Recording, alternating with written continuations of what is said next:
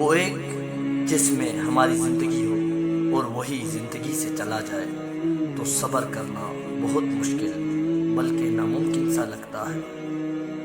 ایسے میں صبر کی ایک ہی صورت ہے، وہ ہے شکر۔ اب آپ سوچ رہے ہوں گے ہم نے تو کھویا ہے تو شکر کیسا؟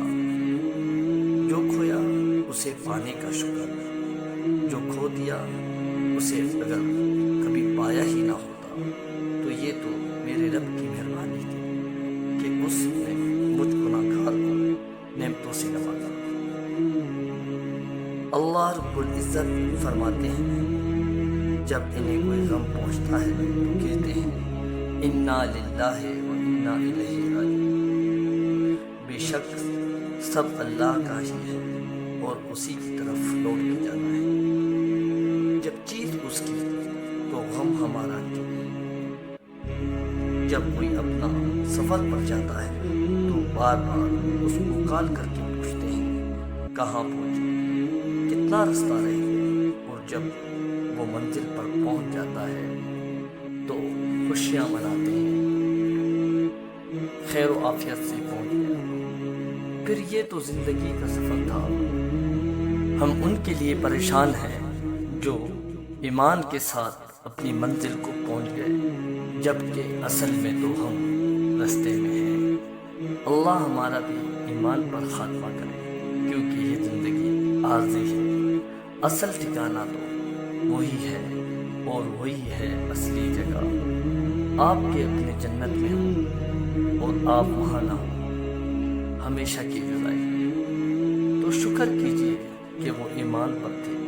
اگر وہ آپ کے والدین تھے تو بہت سے بچے اپنے ماں باپ کی اور ماں کو ترستے ہیں۔ اگر وہ آپ کا جیون ساتھی تھا تو کئی عورتیں بنا محبت کے ہی زندگی گزار دیتی ہیں۔ اگر وہ آپ کی اولاد تھی تو بہت سے جوڑے اس نعمت کو ترستے ہیں۔ جب بھی ان کی یاد آئے تو شکر کیجیے، صبر کرنے کی ضرورت ہی نہیں پڑے گی، اور آج نہیں تو کل آپ کو صبر آ ہی جائے گا، کیونکہ ہمارے رب کا احسان ہے کہ ہم بھول جاتے ہیں۔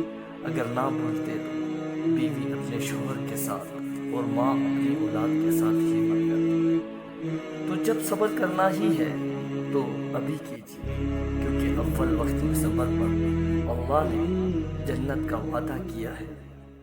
حضرت محمد صلی اللہ علیہ وسلم فرماتے ہیں اللہ تعالیٰ فرماتا ہے کہ میرے اس مومن بندے کو جس کی میں نے کوئی قیمتی چیز اس دنیا سے اٹھا لی اور وہ اس پر ثواب کی نیت سے صبر کرتا ہے تو اس کا بدلہ میرے یہاں جنت کے سوا اور کچھ نہیں۔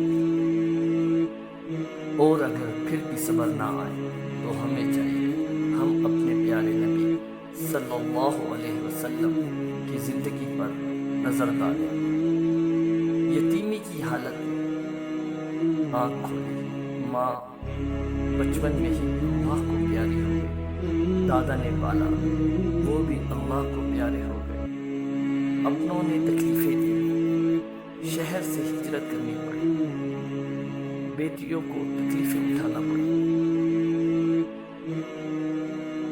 طرح طرح سے ستائے گئے، پھر بھی وہ اللہ کے شکر گزار بندے بنے رہے، کیونکہ وہ جانتے تھے کہ اصل ٹھکانہ تو وہی ہے۔